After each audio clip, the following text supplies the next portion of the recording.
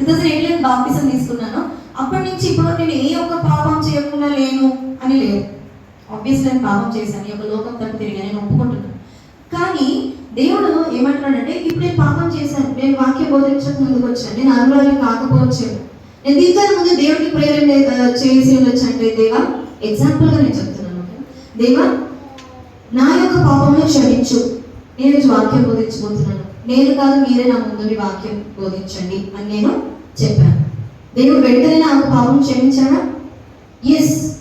ఈరోజు ఆ టాపిక్ మీదనే మాట్లాడుతున్నాం. మనుషులమైన మనము ఏంటంటే, ఒక పాపం చేస్తే దాన్ని బాగా మోస్తాం, అది తప్పని తెలుసుకొని చేసేస్తాం. సో అవుట్ ఆఫ్ నోవేర్ మనకి ఆ లోపల గిల్ట్ ఉంటుంది, రైట్? దేవా నేను చాలా పెద్ద పాపం చేశాను, సో సారీ. దేవుడు ఏమంటాడంటే, ఓ నా బిడ్డ క్షమాపణ కోరండి, రిపెంటెన్స్, పశ్చాత్తాపం పొందుతుంది. ఓకే రాజేష్ నేను నిన్ను క్షమించాను అని దేవుడు చెప్పాడు. రాజేష్ ఏమంటే, లేదు ప్రభా నేను తప్పు, చాలా పెద్ద తప్పు చేశాను. దేవుడు అరే నేను క్షమించలేయా బాబు, నేను నిన్ను క్షమించలేయా అని దేవుడు అంటాడు. లేదేసయ్యా నేను అసలు క్షమాపణకి అర్హుడనే కాను. ఎగ్జాంపుల్ చెప్తున్నాను, నేను అర్హుడనే కాను అంట. దేవుడికి ఏమనాలి? దేవుడు నాకు ఏమని తెలుస్తుందంటే, ఈ క్షణము క్షమాపణ కోరడం మన దేవుడి సన్నిధానం, దేవుడి పాదాల దగ్గరకు వస్తే దేవుడు ఇలా క్షమిస్తాడంట. ఇన్ స్నాప్ ఆఫ్ ఫింగర్స్, చిటికలో దేవుడు మనల్ని క్షమిస్తాడు. అది నిజమైన పశ్చాత్తాపం మనం కలిగి ఉంటే, నిజంగా మన పాపం క్షమిస్తేవా అని మనం రిపీట్ అవుతే దేవుడు సెకండ్స్ లో మనల్ని క్షమిస్తాడంట. లేదు మనం గిల్ట్ మోసుకొని మన తల మీద పెట్టుకొని నేను పెద్ద తప్పు చేశాను, అది చేశాను, ఇది చేశాను అంటే దేవుడు ఏమంటాడంటే, అది ఈక్వల్ టు విగ్రహారాధన. నిన్ను నువ్వు దేవుడికి పైగా పెడుతున్నావు, రైట్? దేవుడు పైగా ఉంటే మనం లోపడి ఉండి దేవుడు క్షమిస్తాడు. అలా కాకుండా మనం ఏం చేస్తామంట, మనము దేవుడికి పైగా ఆశిస్తున్నామేమో. మనం చేసి చిన్న పని దేవుడిని క్షమించలేదు నేను పాపం, కానీ ఇందులో చాలా పెద్ద అర్థం ఉంది. దానికి అర్థం ఏంటంటే, మనం అట్లా దేవునికి పైగా ఉన్నామేమో. ఒకసారి ఆలోచించుకోండి. దేవుడు మనల్ని ఆల్రెడీ క్షమించేశాడు. ఎప్పుడు? శిలువ మీద ఆయన ప్రాణాన్ని ఇచ్చి మనల్ని ఆల్రెడీ క్షమించేశాడు. ఇంకా ఇప్పుడు మనం ఒకవేళ పశ్చాత్తాపం పొందితే దేవుడు సెకండ్స్ లో క్షమిస్తా అంటున్నాడు. అయినప్పటికీ మనం ఇలా చేస్తామేమో, మనం ఒకసారి జ్ఞాపకం చేసుకోవాలని దేవుడు వాళ్ళని సరిస్తుంది. దేవుడు ఏమంటాడంటే, విశ్వాసం ఉంచు. మనం ఒకవేళ దేవుని యొక్క విశ్వాసం కలిగి ఉంటే దేవుడు మనల్ని క్షమిస్తాడు అని మనం నమ్మితే, దేవుడు అంట మన యొక్క ప్రార్థన వింటున్నాడు. నమ్ముతున్నాం అది? దేవుడు మన ప్రార్థన వింటున్నాడు. దేవుడు మన ప్రార్థన విని మన యొక్క పాపాలని క్షమిస్తున్నాడు. వెంటనే మనం పొందిన పశ్చాత్తాపం విని దేవుడు మన పాపాలని క్షమిస్తున్నాడు. పాపములే కాదు, మనల్ని కూడా మనం చేసిన మనల్ని దేవుడు క్షమిస్తున్నాడు. హల్లెలూయా. సో ఇప్పుడు మనం ఎక్కువ ఆలోచించద్దు, దేవుడు మన పాపాలని క్షమించాడా లేదా, ఇంకా నాలో పాపం ఉందేమో. Don't over think and God మరి ఈరోజు మనం సెలవిస్తున్నాడు. మనం దేవుడిని పైగా మనల్ని పెట్టుకోవద్దు. దేవుడు ఏమంటున్నాడంటే, ఇది విగ్రహారాధన అవ్వచ్చేమో, నేను నువ్వు ఆరాధించుకుంటున్నావేమో. హల్లెలూయా. ఈ దినము మనం చేస్తున్నాం ఏంటంటే, మన యొక్క పాపం దేవుడు క్షమించాలని నమ్ముతున్నాం. హల్లెలూయా. నమ్ముతున్నామా? హల్లెలూయా. సో ఇక్కడ ఒక థింగ్స్ పెట్టాను.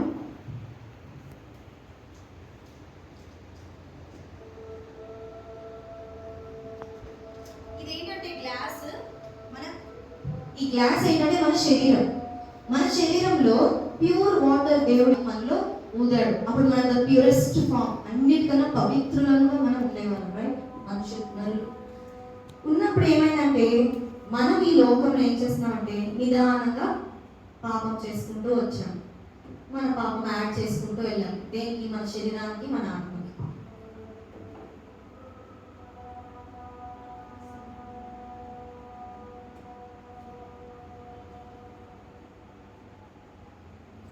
ఏం చేసాం? పాపంని యాడ్ చేసాం. ప్యూరెస్ట్ ఫామ్ గా ఉన్న మనము, పవిత్రంగా ఉన్న మనం ఏమైందంటే, మన లోపల ఏమొచ్చింది? ఇప్పుడు పాపము కలిగింది. సో ఈరోజు వాక్యం ప్రకారము దేవుడు మనల్ని ఒకటి మ్యాజిక్ చేశాడు మన లైఫ్. హౌ? రక్తం ఇచ్చి మనం పరిశుద్ధపరిచి, శిలువలో ఆయన రక్తం చెందించి మనం రక్షించి పరిశుద్ధపరిచాడు. ఎలా పరిశుద్ధపరిచాడు అంటే,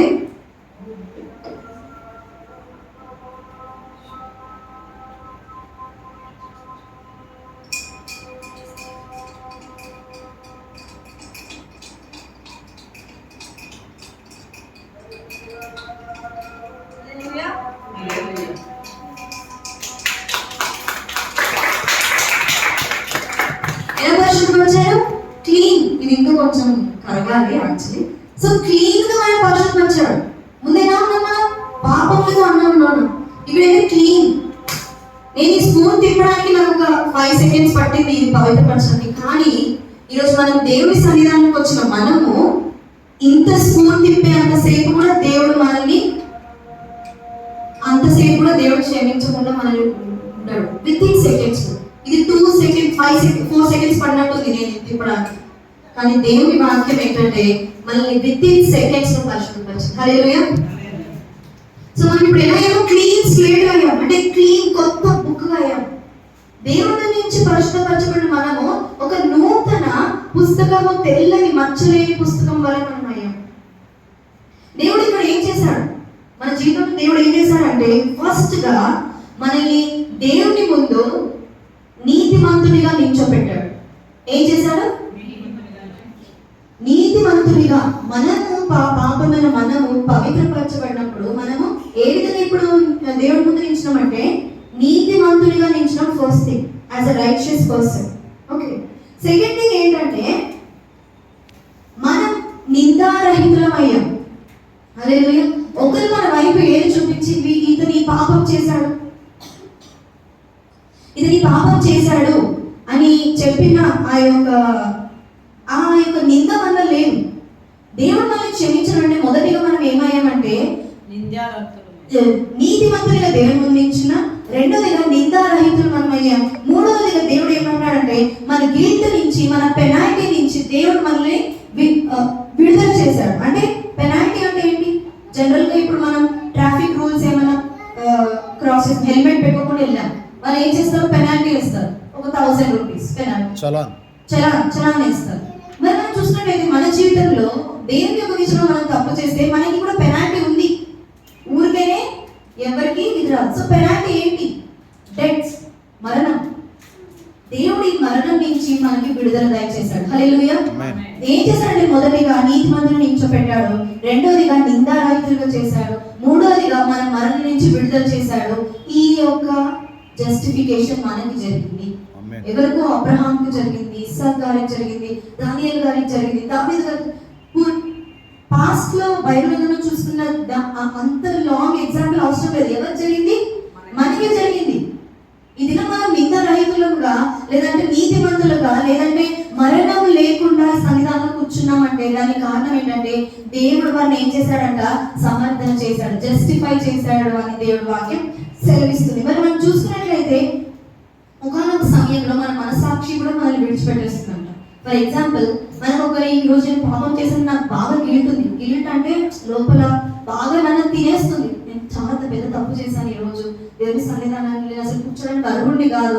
ఆ గిల్ట్ నువ్వు దాన్ని పెంచుకొని నిన్ను నువ్వు క్రిటిసైజ్ చేసుకొని నిన్ను నువ్వు పాపం అయ్యో నేను ఎంత పాపంగా మనం అనుకున్నప్పుడు ఏమిటంటే మన మనస్సాక్షి కూడా మనం వదిలేస్తుందంట. మన మనస్సాక్షి ఏమిటంటే అవును నువ్వు పాపం చేసి నువ్వు ఇంకా నిన్నెవరు కాపాడలేదేమో, జీసస్ కూడా నేను కాపాడలేడేమో.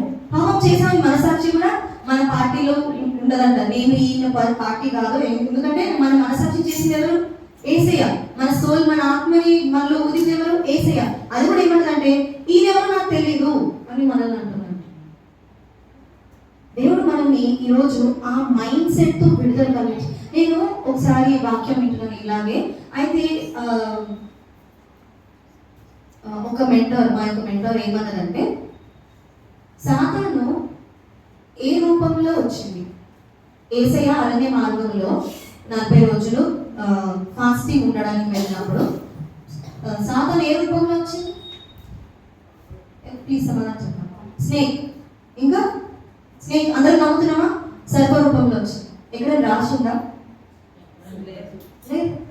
అది జస్ట్ మనం మూవీస్ లో చూసింటాం. క్రిస్టియన్ మూవీస్ లో ఏమంటే యేసయ్య అరణ్యం నడుస్తుంటే ఒక పాంక్స్ వచ్చి నువ్వు ఈ రోజు అని మాట్లాడడం.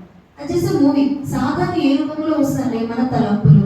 ఆ రోజు యేసయ్య కూడా మాట్లాడేది దేంతో? ఆయన యొక్క ఆలోచనలతో. ఆయనని ఎత్తైన స్థలం మీరు తీసుకెళ్ళి నువ్వు ఈ రాజ్యం అంతా నేను నీకు ఇస్తాను, నువ్వు నాకు మొక్కు అని చెప్పింది దేని ద్వారా? ఆయన యొక్క ఆలోచన ద్వారా. దేవుడు దేంతో పోరాడాడు? యేసయ్య ఆయన యొక్క ఆలోచన ద్వారా. ఆలోచనలోనే దేవుని వాక్యం చెప్పాడు ఏంటంటే నీ యొక్క దేవుని సాధారణ దూరంగా పారిపోని దేవుడు ఒక సెలవిచ్చింది. దేవుని యొక్క వాక్యం, వేసే వాక్యం ద్వారా సాధారణంగా రోజు మాట్లాడు. సో ఈ రోజు మీ లోపల జరుగుతున్న ఆ యొక్క యుద్ధము, మీ తలంపుల దేవుడికి దగ్గర ఉన్నానా, దూరం ఉన్నానా, తప్పు చేస్తున్నానా, తప్పు చేయను, ఆ యుద్ధము నీలో ఎవరు కలిగిస్తున్నట్టు ఆ ఆలోచనలో సాతాను కలిగిస్తుందేమో ఒక్కొక్కసారి మనం జ్ఞాపకం చేసుకోవాలి. దేవుడి కన్నా మనం పైన వారం కాదు, దేవుడి కన్నా కింద వారమే. దేవుడు మనం క్షమించాడు అంటే క్షమించాడు, అది మనం నమ్మాలి అని దేవుడు వాక్యం చదివిస్తుంది. మనం చూసినట్టు మనం అది నమ్మినప్పుడే మనం ఆల్రెడీ మరణం నుంచి లేపబడ్డామని మనం నమ్ముతున్నట్టు. హల్లెలూయా. చెప్పాలంటే sin cannot be handled by human. పాపము మనుషులు హ్యాండిల్ చేయలేరు. ఎంతమంది నమ్ముతాం? ఇంకా క్లియర్గా చెప్తాను. కోపం మనం కోపాన్ని మనం హ్యాండిల్ చేయగలమా? ఈర్ష్యని మనం హ్యాండిల్ చేయగలమా? లేదంటే ఇతరుల మీద అసూయ, లేదంటే అసూయ ఒకటి వస్తుంది, కోపము, ఇంకా మనలో ఉన్న లస్ట్ ఫీలింగ్స్ కానీ, తప్పుడు చూపు కానీ, ఇవన్నీ మనం హ్యాండిల్ చేయగలమా? ఒకనొక సమయంలో ఈ పాపం వల్ల పేర్కోవడం వల్ల అలసిపోతుంది మన శరీరం. ఎందుకు? వై హ్యూమన్స్, మనుషుల మీద మనం పాపం ఎందుకు హ్యాండిల్ చేయలేకపోతున్నాం? ఎందుకంటే మనం దానికోసం నిర్మింపబడిన వారం కాదు. హల్లెలూయా. దేవుడు పాపం మనలో ఉండాలని దేవుడు మనం నిర్మించలేదు. అర్థమవుతుందా మీకు? పాపం మనలో ఉండాలి అని దేవుడు మనం నిర్మించలేదు. మనము పాపం మనలో నివసింపదు అన్లెస్ అండ్ అంటిల్ నువ్వు దాన్ని పట్టుకొని వదలకుండా ఉంటే మాత్రం తప్ప. హల్లెలూయా. నువ్వు ఆ పాపం నా వదిలే, ఈరోజు పాపం చేసావు అది నువ్వు పట్టుకొని తిరుగుతున్నావు. అన్లెస్ అండ్ అంటిల్ మనం దాన్ని పట్టుకొని ఉండడం తప్ప పాపం మన శరీరంలో నివసింపలేదు అని దేవుడు ఈరోజు మనం సెలవిస్తున్నాడు. హల్లెలూయా. ఈ దినము మనం ఒక్కసారి ఆలోచిద్దాం, తెలుసుకుందాం.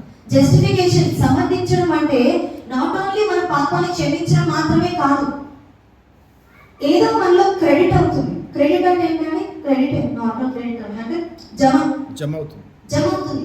ఏదో మనకు జమ అవుతుంది. ఈ జమ ఏంటో మనం ఇంకో 10 minutes మనం నేర్చుకున్నాం. సో చూసుకున్నట్లయితే మనము ఇవన్నీ మోసుకొని ఫస్ట్ టాపిక్ లోకి వెళ్దాం. ఏంటంటే పర్పస్.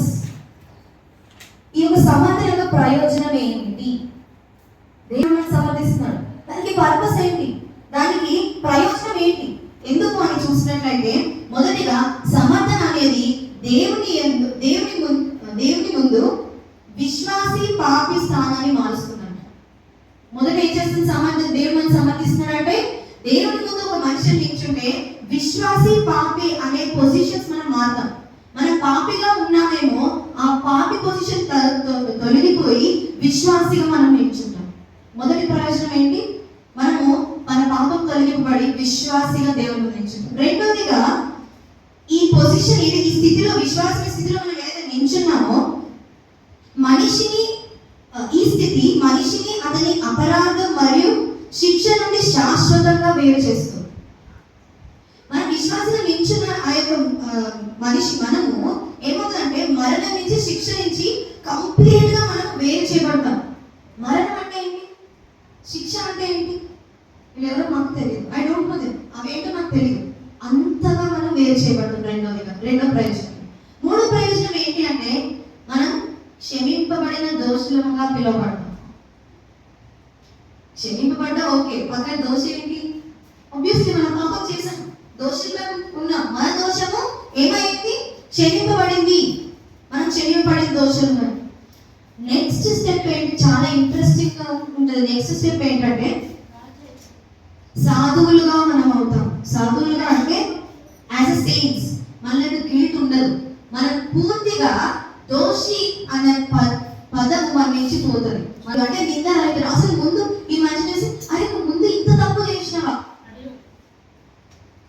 అసలు నిన్ను చూస్తే అట్లా లేవు, అట్లాంటి మనుషుల్లో దేవుడు మనం మారుస్తాడు. ఐదోదిగా ఒక మాట మనం గుర్తుపెట్టుకుంటే ఈ లోకంలో పాపానికి క్షమాపణ మాత్రమే ఉంది, కానీ పాపం నుండి విముక్తి లేదు. నమ్ముతామా?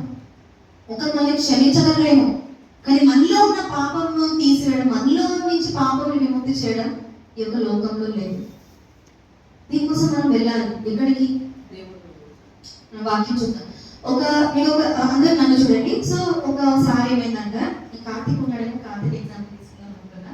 సో చైతు తనుజ, నేనే.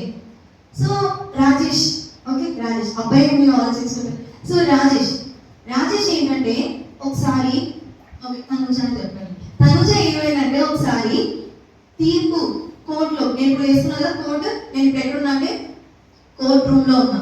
అక్కడ జడ్జ్ ఎవరంటే తండ్రి. జడ్జిగా ఎవరున్నారు? తండ్రి. నేను యాజ్ అ పాపిగా కోర్ట్ రూమ్ లోకి ఎంటర్ అయ్యా. కోర్టులో నించిన నాకు దేవుడు ఏం చేశాడంటే, ఇప్పుడు మనం టీవీ స్క్రీన్ చేస్తాం కదా, అట్లా నేను చేసిన పాపంలో ప్రొజెక్ట్ చేస్తున్నాడు అనమాట. తట్టుకోగలము మనం చేసిన పాపం మన ముందు ఇట్లా మూవీ లాగా రీల్ లాగా వెళ్తుంటే తట్టుకోగలమా? అంతెందుకు పరలోక రాజ్యం తట్టుకోగలమా? మనం అంత మనుషులు, మనం అంత పాపం చేస్తున్నాం. సో ఇక్కడ మనము ఇది చేసిన మనము, దేవుడు ఇవన్నీ ఒక లిస్ట్ రాశాడు అనమాట. నువ్వు ఈ దినం ఈ పాపం చేస్తావు, తర్వాత ఈ పాపం చేస్తావు, ఈ పాపం చేస్తావు. తర్వాత ఒక పెనాల్టీ వేశాడు. ఏంటంటే డెత్ పెనాల్టీ, మరణం. నాకేమేశాడు? మరణం పెనాల్టీ మనకి వేశాడు. ఇంకా నాకు ఆప్షన్ లేదు, నా ఆడి చేసేసి దేవుడి దగ్గరికి వెళ్ళిందాన్ని వెనక్కి వెళ్ళిపోతున్నాను. నేను పెనాల్టీ, డెత్ పెనాల్టీ కోసము ఆ రూమ్కి వెళ్తున్నాను అనుకోండి, వెళ్తున్నాను. దేవుడు ఏమన్నాడు? ఒక్క నిమిషం ఆగు అని తండ్రి పిలిచాడు. తిరిగి చెప్పండి తండ్రి అంటే, దేవుడు ఏమన్నాడంటే, నా కుమారుడు ఒక ఆయన ఉన్నాడు. ఆయన ఎవరంటే యేసుక్రీస్తు.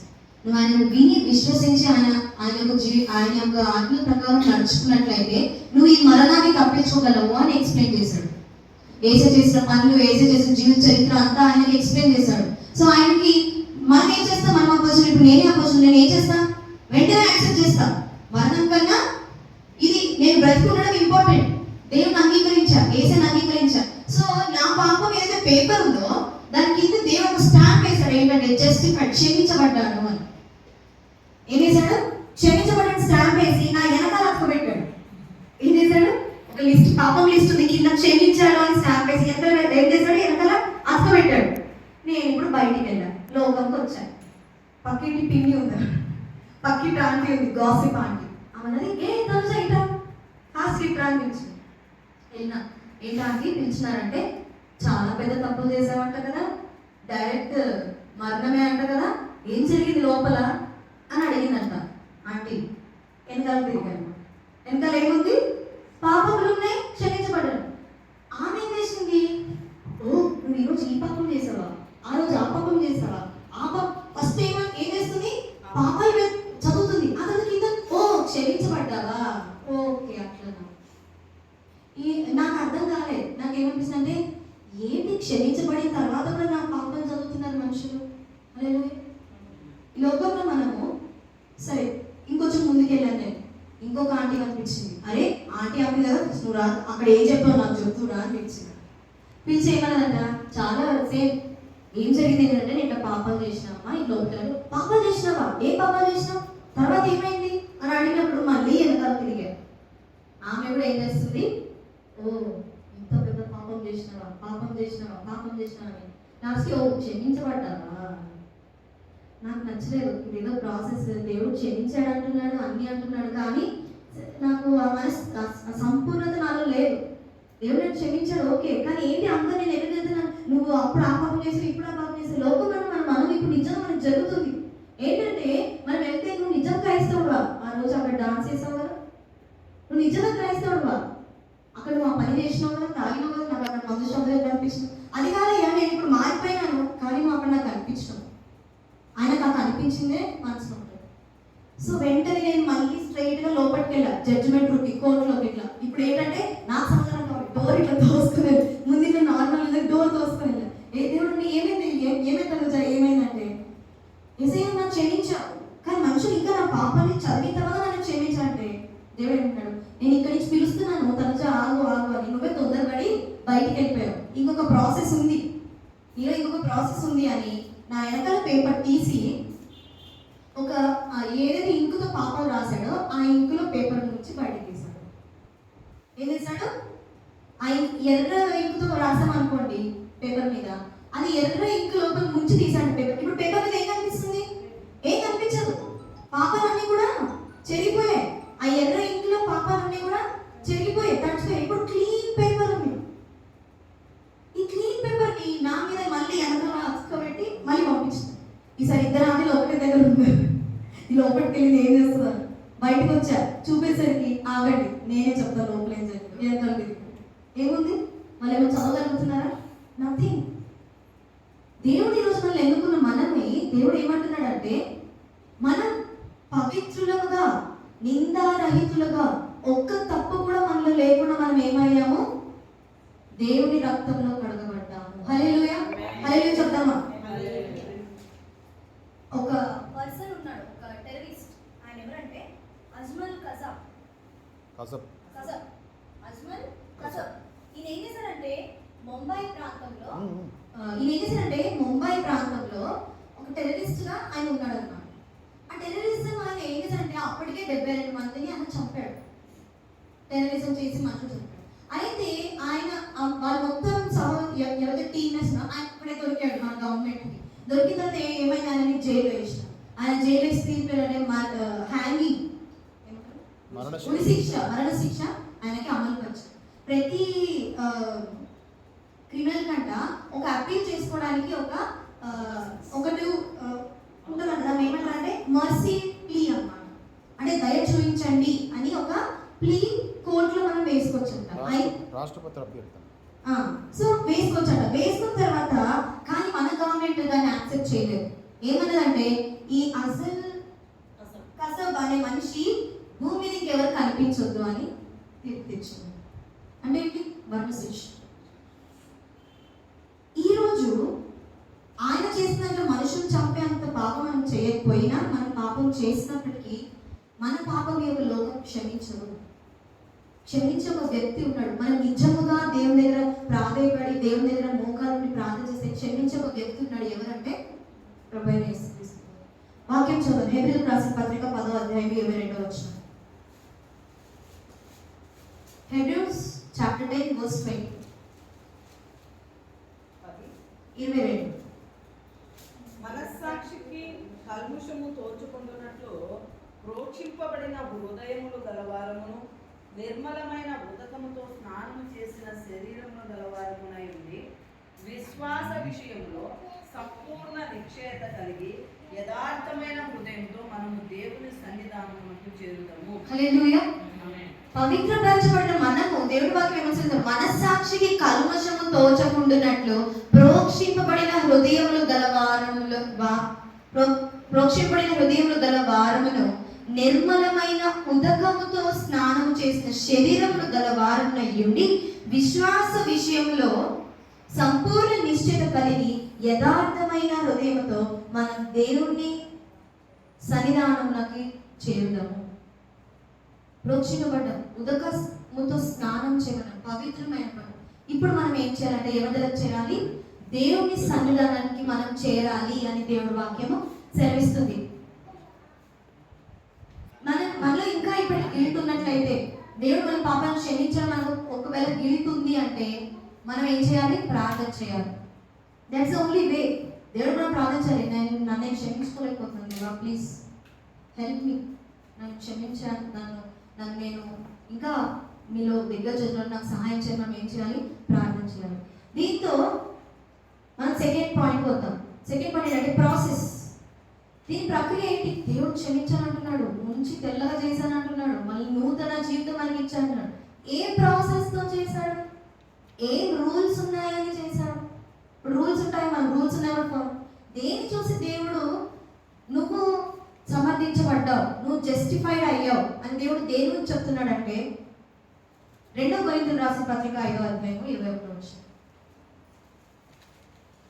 2 Corinthians chapter 5 verse 21. 2 కొరింథీయులకు రాసిన పత్రిక 5వ అధ్యాయం. ఎందుకనగా మనం ఆయన యందు దేవుని నీతి అన్నట్లు పాపమెరుగని ఆయనను మన కోసము పాపముగా చేశాడు. ఎందుకనగా మనం ఆయన యందు దేవుని నీతి అన్నట్లు పాపమెరుగని ఆయనను మన కోసము పాపముగా చేశామంట. హౌ? ఎలా? మీకు అంతా కనిపిస్తుందా? ఇక్కడి నుంచి నేను తల 90 క్లోజ్ చేస్తున్నాను. సో ఫస్ట్ పాయింట్ ఏంటంటే ఇందాక క్రెడిటింగ్ ఏదో జమ అవుతుంది. ఏం జమ అవుతుంది? ఎలా జమ అవుతుంది చూద్దాం. మొదటిగా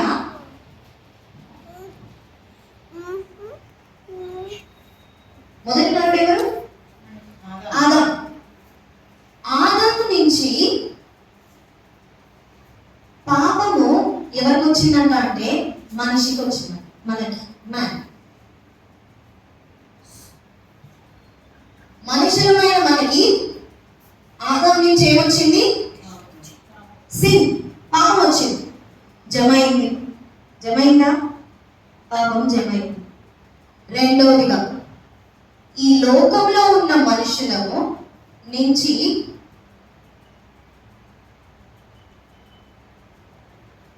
మళ్ళీ పాపము, మరణము, డెత్స్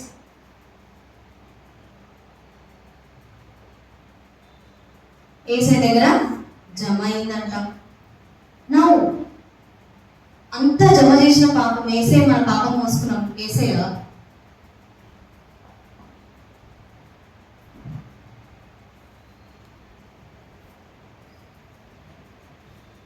జీసస్ ఈ జమని తిరిగి మనకి ఇవ్వలేదు. ఆయన ఏమి ఇచ్చాడంటే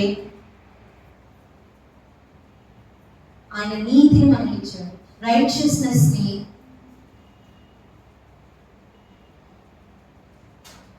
హల్లెలూయా. మనుషులకి ఇచ్చాడు. మనం ఇప్పుడు కరెక్ట్ క్లోతింగ్ లో ఉన్నాం, కరెక్ట్ గా వస్త్రాధారణ కలిగి ఉన్నాం. అదేంటంటే నీతి. ఎప్పటి నుంచో జమయ్యి వచ్చింది. ఎక్కడ ఆగిపోయింది? శిలువ మీద ఆగిపోయింది. శిలువ ధ్యానాల్లో ఈ రోజు ఉన్న మనం దేవుడు వాక్యం ఏమనిపిస్తుందంటే అక్కడికే ఆగిపోయింది. మనకి ఇంకా పాపం రాలేదు, పాపం రాదు. మనకి ఏమొచ్చింది? నీతి వచ్చింది. హల్లెలూయా. ఎంత టైం పడుతుందండి మన పాపం నుంచి క్షమించబడడానికి? 1 డే, 1 మంత్, 1 ఇయర్, 1 సంవత్సరమా, నెలనా? Second, in the snap of fingers, second లో మన పాపం దూరం అవుతుంది. హల్లెలూయా. ఒక టీడబ్ల్యూ టోజర్ అని ఒక ప్రాఫిట్, ఒక వ్యక్తి ఈ విధంగా రాశాడు. ఏంటంటే the only sin Jesus ever had was ours and the only righteousness we can ever have is his. నేను దాని తెలుగు చదువుతాను. యేసు కలిగి ఉన్న ఏకైక పాపము మనది. యేసుకున్న ఏకైక పాపం ఎవరిది? మనది. మరియు మనం కలిగి ఉండగల ఏకైక నీతి ఆయనది. హల్లెలూయా. మనకి ఇప్పుడు ఏకైక ఆయన దగ్గర ఏకైక ఒక్కటే ఆయన మాత్రమే ఇవ్వగలిగిన ఏంటంటే నీతి. అది మనం కలిగి ఈరోజు మనం నమ్మాలి, దాన్ని విశ్వసించాలి. మనం ఒకటి తర్వాత ఒకటి పరిశుద్ధపరచబడతాం. మన చూపు పరిశుద్ధపరచబడతాం, మన మాట పరిశుద్ధం, మన చెవులు పరిశుద్ధపరచడం, మన నడక పరిశుద్ధపరచడం, మన హృదయం పరిశుద్ధపరచడం. 1 by 1 మనము ఫ్రీ, విడుదల కలిగి ఉన్నాం. మనం నిజంగానే ఇస్ ఇట్ ఫెయిత్ అంటే ఇస్ ఇట్ ఫెయిత్ థింగ్ అంటే ఇది అసలు న్యాయమేనా? ఒక మనిషి ఊరికి ఎందుకు క్షమిస్తారు? ఇప్పుడు నేను ఉన్న తప్పు చేశాను, సరే క్షమించేసా అంటే పిచ్చోళం అనుకుంటాం మనం. ఎందుకు? మా ఫ్రెండ్ ఒకటి అంటది, అదే పూకటిగా డబ్బులు కడుతున్నాం అనే మనం కాలేజ్కి మనం మంచిగా తిందాం, మంచిగా ఉందాం. పూకట్లో మన దేవుడు ఎందుకు క్షమించాలి? తెలంగాణ భాష ఊరికేనే దేవుడు వాళ్ళు ఎందుకు క్షమించాలి? ఇప్పుడు మీకు అర్థమవుతుంది. థర్డ్ థింగ్ ఏంటి? ప్రిన్సిపల్, సూత్రం. ఈ క్షమాపణకి సూత్రం ఏంటో తెలుసా అండి? ఒక్క మాట, గ్రేస్, దేవుని దయ. హల్లెలూయా. రూల్స్ అండ్ రెగ్యులేషన్స్ బ్రేక్ చేసి దేవుడు మనల్ని హత్తుకున్నాడు. దేవుడికి మనకి డిస్టెన్స్ తక్కువ చేశాడు. ఆనాడు దేవుడు మాట వినాలి అంటే ఇజ్రాయెల్ ప్రజలు ప్రవక్త దగ్గరికి వెళ్ళి వాళ్ళు దేవుడితో మాట్లాడచ్చు, మళ్ళీ కావచ్చు. ఇంత డిస్టెన్స్, ఇంత ప్రాసెస్ ని దేవుడు చిన్నదిగా చేశాడు. డైరెక్ట్ మనం దేవుడితో మాట్లాడేటట్టు దేవుడు మనం చేశాడు. అది కేవలం ఏంటంటే దేవుని దయ. ద ప్రిన్సిపల్, దాని సూత్రం ఏంటంటే దేవుని దయ, హీస్ గ్రేస్. దేవుడు మళ్ళీ ఇప్పుడు ఏమంటాడంటే, నువ్వు ఈ రోజు అంతా నీ పాపాలు రాయి, నీకు గుర్తొచ్చి నువ్వు చేసే పాపాలు రాయి. దాంట్లో టాప్ మోస్ట్ పెద్ద పాపాన్ని సర్కిల్ చేయి, తీసుకెళ్లి దేవా ఇది నా పాపం అంటే నువ్వు క్షమించబడ్డావని దేవుడు అంటాడు. ఎంత పెద్ద పాపం, నీ చిన్న పాపం, పెద్ద పాపం, దేవుడు ఏమన్నాడు? క్షమించాడు. అయితే ఒక అబ్బాయి ఒక క్వశ్చన్ అడిగాడు అన్నమాట మా మేటో. ఓకే, ఓకే గాడ్, నాకు ఇప్పుడు క్లియర్గా వాక్యం అర్థమైపోయింది, నేను క్షమించబడతాను, దేవుడు నన్ను క్షమించేస్తాడు. ఈరోజు నేను తప్పు చేశాను, దేవుడి దగ్గరికి వచ్చేయమన్నా దేవుడు నన్ను క్షమించాను. రేపు ఇంకొక తప్పు చేశాను, మళ్ళీ దేవుడి దగ్గరికి వచ్చి క్షమించాను. మూడో దినాన్ని ఇంకొక పెద్ద తప్పు చేశాను. Is it right? దేవుడు నిజంగానే 3 సార్లు క్షమిస్తాడా అని అంటే, ఆయన టీచర్ ఏమన్నాడంటే, నువ్వు ఇన్నిసార్లు క్షమాపణ కోరుతున్నావు, ఇన్నిసార్లు పశ్చాత్తాపడుతున్నావు అంటే అది నిజమైన క్షమాపణ కాదు, అది నిజమైన పశ్చాత్తాపం కాదు.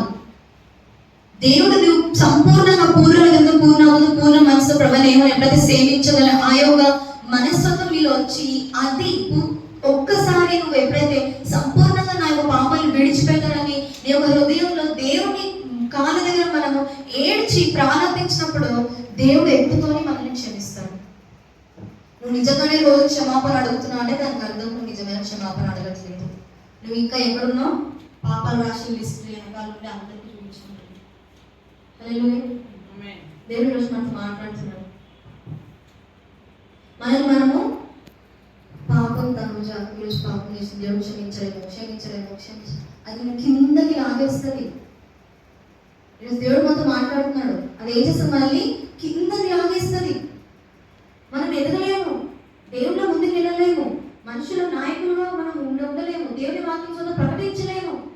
విశ్వాసంలో శిష్యులమైన మనం ఏం చేయాలంటే దేవుని వాక్యము ప్రకటించాలి. ఆ ప్రకటించే ఆ యొక్క స్థితిని మనము ఉండలేము అని దేవుని వాక్యం సెలవిస్తుంది. ఎందుకంటే మనం మనల మీదనే ఇంకా వేసుకుంటూ ఉన్నాం పాపం చేయడం. ఈ దినము మనం ఆ తలంపు నుంచి విడుదల కలగాలి అని దేవుని వాక్యం సెలవిస్తుంది. తప్పైన కుమారుడు లాస్ట్ చూస్తూ మనం ముగించుకున్నాం. లూకా సువార్త 15వ అధ్యాయము, లూక్ చాప్టర్ 15. లూకా సువార్త 15వ అధ్యాయము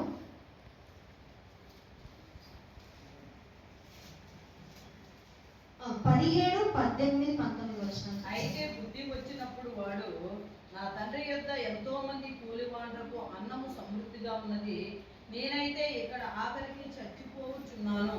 నేను లేచి నా తండ్రి యొద్దకు వెళ్ళి, తండ్రి, నేను పరలోకమునకు విరోధముగాను నీ ఎదుటను పాపము చేసితిని, ఇక మీదట నీ కుమారుడనని అనిపించుకొనుటకు యోగ్యుడను కాను, నన్ను నీ కూలి వారిలో ఒకరిగా పెట్టుకొనమని అతనితో చెప్పుదని అనుకుని లేచి తండ్రి యొద్దకు వచ్చాను. వాడు ఇంకా దూరముగా ఉన్నప్పుడు తండ్రి వానిని చూసి కనికరపడి పరిగెత్తి వాని మెడ మీద పడి ముద్దు పెట్టుకునేను. అప్పుడు ఆ కుమారుడు అతనితో, తండ్రి, నేను పరలోకమునకు విరోధముగాను నీ ఎదుటను పాపము చేసితిని, ఇక మీదట నీ కుమారుడనని అనిపించుకున్నటకు యోగ్యుడను కానెనను. అయితే తండ్రి తన దాసులను చూసి, ప్రశస్త వస్త్రము త్వరగా తెచ్చి వీనికి కట్టి వీని చేతికి ఉంగరము పెట్టి పాదములకు చెప్పులు తొలగించుడి, క్రొవ్విన పసుపును తెచ్చి పశువును తెచ్చి వధించుడి, మనము తిని సంతోషపడదాము. ఈ నా కుమారుడు చనిపోయి మరలా బ్రతికెను, తప్పిపోయి దొరికెనని చెప్పాను. అంతగా వారు సంతోషపడ్డారు. సో చూసినట్లయితే తప్పేన్ కుమార్ స్టోరీ మనకు తెలుసు, రాజేష్ నీకు కూడా తెలుసు. తప్పేన్ కుమార్ స్టోరీ ఏంటంటే, ఏమన్నాడంటే, డాడీ నాకేమొద్దు, నా ఆస్తి నాకు ఇచ్చేసే, నేను వెళ్ళిపోతా, నేను సంతోషంగా బ్రతకగలను, సంతోషంగా నేను కూడా ఉండగలను, నా డబ్బులు నాకు ఇచ్చేసే అని ఇచ్చేసాడంటే అంటే ఆయన ఆస్తి వాళ్ళు తీసుకొని వెళ్ళిపోయి అక్కడ విచ్చలవిడిగా ఖర్చు పెట్టేసి ఆయన అంత డబ్బులు కోల్పోయిన తర్వాత ఆయన ఏ స్థితిలోకి వచ్చేసాడంటే, ఒక పంది పొట్టు తినే స్థితిలోకి ఆయన కుమారుడు వచ్చేసినప్పుడు ఆయనకి ఏం కలిగింది? పశ్చాత్తాపం. ఏం కలిగింది? పశ్చాత్తాపం. ఆలోచించడం మొదలు పెట్టారు, అరే నా తండ్రి దగ్గర ఉన్న కూలీలే మంచి భోజనం భుజిస్తారు, నేను ఈ స్థితిలో ఉన్నాను, ఓకే ఐఎమ్ రెడీ, తిరిగి నేను తండ్రి దగ్గరికి వెళ్తాను. ఒక పేపర్ మీద రాసుకున్నాను, తండ్రి డాడీ ఏమని రాస్తానంటే తండ్రి రాసుకొని, నేను పరలోకమునకు విరోధముగాను నీ ఎదుట పాపం చేశాను, ఇక మీదట నీ కుమారుడని నేను అనిపించటకు యోగ్యుని కాను, ఇంకా నేను నీ కొడుకుని అనిపించడానికి అసలు యోగ్యుని కాను, నన్ను నీ కూలి వాళ్ళు ఒక్కనిగా పెట్టుకో అని ఏంటో అసలు రాసుకున్నాను లెటర్. ఇప్పుడు ఈ లెటర్ ఎవరికి వెళ్ళి చదివించాలి? డాడీ జల్లు పెట్టుకున్నాడు, వెళ్ళాడు, ప్రయాణం చేసి వెళ్ళాడు. దూరం నుంచి చూసి తండ్రి అంటే పరిగెత్తాడు. దగ్గరకు వచ్చినప్పుడు హత్తుకున్న తర్వాత చిక్కు తీశాడు. తండ్రి నేను ఏమనంటే తండ్రి నేను దేవునికి రాజ్యం నీకు విరోధం చేశాను అని చదివాను. ఇంకా నీ యొక్క కూలివానిగా నన్ను పెట్టుకో అని చెప్పక ముందే తండ్రి ఒక పని చేశాడు. ఏంటంటే ఆయన పని వాళ్ళని పిలిచి ప్రశస్తమైన రాజు వంటి వస్త్రం ధరించి ఉంగరం కలిగించి నించోబెట్టాడు. హల్లెలూయా. మనం అనుకుంటాము నేను పాత్రని కాదేమో, ఇంత పెద్ద తప్పు చేశాను, దేవుడు పదవిలో ఎక్కడో చిన్న దుమ్ము కూలి వాళ్ళు కూడా తండ్రి మనల్ని అనిపించాడు. మనం దానికోసం నిర్మింపబడలేదు. మన తండ్రి తిరిగి మన రాజకుమారుడుగా కుమార్తెగా నించోబెట్టగల సమర్థుడు. కుమారుడు అలా ఏం చెప్పలేదు. చూడండి ముందే రాసుకున్నాడు 19, ఇక మీద నీ కుమారుడు అనిపించుకుని ఎవరు కాను, నన్ను నీ కూలి వారిలో ఒకరిగా పెట్టుకోమని అతనితో చెప్పుదామని అనుకొని వెళ్ళాడు. కానీ తర్వాత ఏం జరిగింది అన్ని చెప్పాడు. ఫస్ట్ లైన్ బాగా చెప్పాడు. తండ్రి నేను పరలోకమునకు విరోధముగాను నీ ఎదుట పాపం చేసి తిని ఇక మీదట నీ కుమారుని అనిపించడం యోగ్యత కానని ఇంకా నెక్స్ట్ లైన్ అది నీ దగ్గర కూలీగా ఉంటాడు. నెక్స్ట్ లైన్, ఆ నెక్స్ట్ లైన్ లో ఏమైందంటే తండ్రి తన దాసులను చూసి ప్రశస్త వస్త్రమును త్వరగా తెచ్చి వీరికి కట్టి వీరి చేతికి ఉంగరము పెట్టి పాదములకు చెప్పులు తొడిగించుడి. తర్వాత చెప్పాడా నీ కూలి వాడిగా నన్ను ఉంచుకో. అంత గొప్ప తండ్రి మన తండ్రి. దినం నువ్వు నిజంగా పశ్చాత్తాపం కలిగి దేవుని సన్నిధానానికి వెళ్ళి నీ జస్టిఫికేషన్ కోసం నువ్వు అడిగితే యూ విల్ బి జస్టిఫైడ్. ఈరోజు నీ కాస్ట్యూమ్ వేసుకునే కారణం కూడా అదే. ఎందుకంటే ఒక కోర్ట్ రూమ్ ఆ వైపు తీసుకురావాలని. సో దేవుడు ఏమంటున్నాడంటే మనల్ని క్షమించాడు. ఆయన చాలా దయ ఉంది, ఆయనలో చాలా దయ ఉంది. నిన్ను కాదు, నన్ను కాదు, నిన్ను కాదు, లోకాన్ని క్షమించే అంత దయ ఆయనలో. ఆ దయనే మనల్ని ఇప్పటి వరకు కాపాడుతుంది. అది మనం రియలైజ్ అవ్వట్లేదు. ఇది దేవుడు ఏమంటాడంటే నువ్వు మోసుకునే గిల్ట్, నువ్వు మోసుకునే యొక్క లోపల నేను పాపం చేశాను, నేను దేవుని క్షమించాలి నువ్వు వదలలేకపోతున్నావేమో. నువ్వు దానికోసం నిర్మింపబడలేదు. నువ్వు ఒక కూలివాణిగా ఉండడం కోసం నిర్మింపబడలేదు అని దేవుడు వాక్యం. దేవుని యొక్క కుమారుడుగా, దేవుని యొక్క వారసులుగా, రాజవంశంలో నువ్వు నిలబడడానికి దేవుడు మనం తయారు చేశాడు. ఈ యొక్క లోకంలో ఒక డాక్టర్, ఒక లాయర్, ఒకరు పని చేసుకునేవాళ్ళు, మట్టి పని చేసుకునేవాళ్ళు, అంతే. ఇక్కడే మనం అందరము గొప్ప స్థానంలో దేవుని మందిరంలో ఉండబోతున్నాం. హల్లెలూయా. అది మనం కలగాలి అంటే ముందు దాన్ని మనం నమ్మాలి. మనుషులకు ఉన్న ఏకైక శత్రువు ఏంటంటే మనం నమ్మకం. ఎక్కడో పరలోక రాజ్యానికి ఎవరైనా నువ్వు పరలోక రాజ్యానికి వెళ్తావా నరకంకి వెళ్తావా అంటే నేను తప్పు అయితే ఏం చేయలేదు, దేవుడు దయవల్ల నేను పరలోక రాజ్యానికే వెళ్ళాలి, కానీ దేవుడు నాలో ఇంకా పాపం ఏమైనా వెళ్తే నరకానికి వెళ్తాను. అందరూ ఆన్సర్ ఇలాగే ఉంటుంది. There is no sin. మనిషి పాపంని మొయ్యలేడు. మనిషి దగ్గర పాపము ఉండడానికి దేవుడు మనల్ని తయారు చేయలేదు. మనం ఈరోజు ఏమైనా క్షమించబడ్డాము. మనం ఈరోజు తెల్లని వస్త్రములు, ఒక ఖాళీ పేపర్ మనం చూసాం కదా, వైట్ మొత్తం డిజాల్వ్ అయిపోయింది, వైట్ వాటర్గా మనము తిరిగి మనం ఆదాము గారు నిర్మించబడినప్పుడు ఎంత పరిశుద్ధంగా ఉన్నాడో, ఏసెస్లో పడిన తర్వాత ఆయన యొక్క బిడ్డలు, ఆయన ఎందుకు విశ్వాసం వచ్చిన వారు. ఫస్ట్ వాక్యం మనం చదువుతున్నాం. ఏంటి? యోహాను సువార్త 1వ అధ్యాయము 12వ వచనం చదువుతారా? చదువుతారా? అంగీకరించిన వారికి అందరికీ, అనగా తన నామమునందు విశ్వాసం ఉంచిన వారికి దేవుని పిల్లలగుటకు ఆయన అధికారం అనుగ్రహించారు. హల్లెలూయా. యోహాను సువార్త 1వ అధ్యాయం 12వ వచనం దేవుడు ఈ విధంగా మాట్లాడుతున్నాడని ఏంటంటే, తను అంగీకరించు వారు, తను ఎందరు అంగీకరించారో వారందరికీ, అనగా తన నామమునందు విశ్వాసం ఉంచిన వారికి దేవుని పిల్లలగుటకు ఆయన అధికారం అనుగ్రహించారు. ఈ దినం మనం ఈ వాక్యం నమ్మినట్లయితే, ఈ వాక్యం మనం విన్నట్లయితే అందరం ఒకసారి కలుగుతున్నాం, అందరం ఒకసారి కలుగుతున్నాం. ప్రొడక్ట్స్ సమర్థమైన ఉత్పత్తులు ఏంటి? మనమే. హల్లెలూయా. ప్రొడక్ట్స్ ఏంటి? మనం జస్టిఫైడ్ అయిన తర్వాత, మనం క్షమింపబడిన తర్వాత ప్రొడక్ట్స్ ఏంటి? ఈరోజు నేను ఈ వాక్యం చెప్పిన తర్వాత తిరిగి నేను పరిశుద్ధపరచబడ్డాను. ఆయన ప్రొడక్ట్. ఈరోజు వాక్యం విన్న మీరు నాకైతే ఏ పాపం లేదు, దేవుడు నన్ను క్షమించడం, నా పాపం క్షమించడం, ఎలాగా సంవత్సరం 2 సంవత్సరాలు ఇంకా టైం చెప్పలేదు. నిమిషంలో ఈ దినము ఈ వాక్యం హృదయంలో వెళ్ళింది, మీరు దాన్ని గ్రహిస్తారంటే ఈ క్షణమే మీరు పరిశుద్ధపరచబడ్డారు. You people are the products. మనము ప్రొడక్ట్స్ మనం ఏదైతే ఉత్పత్తులు మనం కలిగి ఉన్నామో దేవుల్లో నిలిచి ఉండాలి. వాక్యం వినడం చాలా బాగుంటుంది. చర్చలోనే ఇంకా ఇలా వాక్యం వినిపించడం ఉండిపోవాలనిపిస్తుంది. నాకైతే అనిపిస్తుంది. కానీ అసలైన పరీక్ష నువ్వు బయట అడుగుపెట్టి లోకంలోకి వెళ్ళినప్పుడు తిరిగి అవన్నీ మనకు కనిపిస్తూ ఉంటాయి. వినకూడని అన్ని వినిపిస్తూ ఉంటాయి. చేయకూడని పనులన్నీ మన దగ్గరకు వస్తుంటాయి. మనం ఇప్పుడు ఇది మోసుకెళ్తున్నాం కదా, దీన్ని వాడాలి. దీన్ని మనం ఏం చేయాలంటే పనికి పెట్టాలి. ఈ దినం ఈ యొక్క వాక్యం నమ్మిన మనం అందరం తలలో ఉంచుకున్నాం. ప్రతి ఒక్కరు కూడా తల ఉంచాల్సిన మనం చూస్తున్నాం. రోమిలకు రాసిన పత్రిక తెలియదు కానీ తల నుంచి ఒకసారి వాక్యం. రోమిలకు రాసిన పత్రిక 5వ అధ్యాయం 1 నుంచి 5 వచనంలో దేవుడి విధంగా సెలవిస్తున్నాడు. కాబట్టి విశ్వాసం మూలమున మనం నీతిమంతులుగా తీర్చబడి మన ప్రభువైన యేసుక్రీస్తు ద్వారా దేవునితో సమాధానం కలిగి ఉంటున్నాం. మరియు ఆయన ద్వారా మనం విశ్వాసం వలన ఈ కృపయందు ప్రవేశం గల వారమై అందరం నిలిచి ఉండి దేవుని మహిమను గురించి నిరీక్షణ బట్టి అతిశయపడుచున్నాము. అంతేకాదు శ్రమ ఓర్పు పరీక్ష నిరీక్షణను కలుగజేయని ఎరిగి శ్రమల ఎందును అతిశయపడదు. ఎందుకనగా ఈ నిరీక్షణ మనలను సిగ్గుపరచదు. మనకు అనుగ్రహింపబడిన పరిశుద్ధాత్మ ద్వారా దేవుని ప్రేమ మన హృదయంలో కుమ్మరింపబడి ఉన్నది. దేవుడు మన యొక్క హృదయంలో అంగీకరించిన మన యొక్క హృదయంలో పరీక్షించుకున్నాం. దేవుని అడుగుదాం, దేవా నేను పాపం చేశాను, నేను ఇంకా నీ యొక్క పాపం జీవితంలో ఉన్నాను అని ఒకవేళ మనసులో తలుచుకున్నట్లయితే దేవా నన్ను తీసివేసే.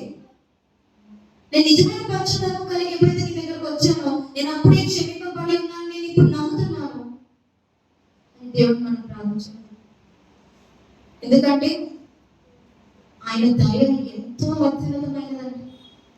ఆ యొక్క దయలోనే మనల్ని దేవుడు స్వస్థపరుచుకుంటున్నాడు. ఆ దయలోనే మనల్ని దేవుడు క్షమించబోతున్నాడు.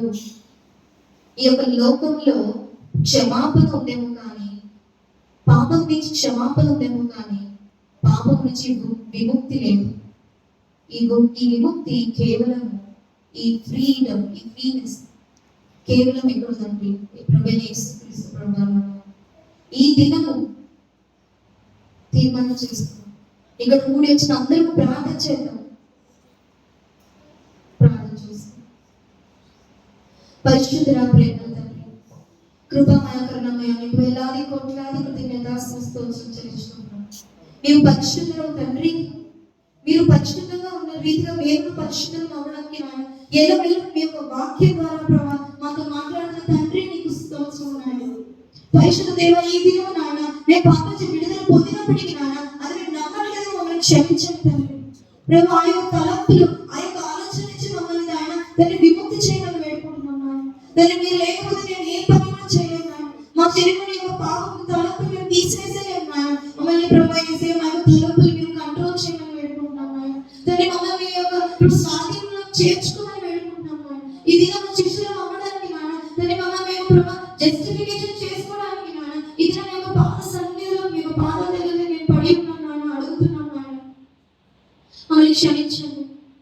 మీరు మా కొరకు ప్రభా శిలువలో మరణించమన్నారు నాయన. మీరు మా కొరకు నాయన తండ్రి ప్రభా యేసయ్య తండ్రి మమ్మల్ని తండ్రి ప్రభా పరిశుద్ధులుగా నిందారహితులుగా నాయన నీతిమంతులుగా ప్రభా ధరింప చేయడానికి తండ్రి మీరు శిలువ మీద మరణించారు.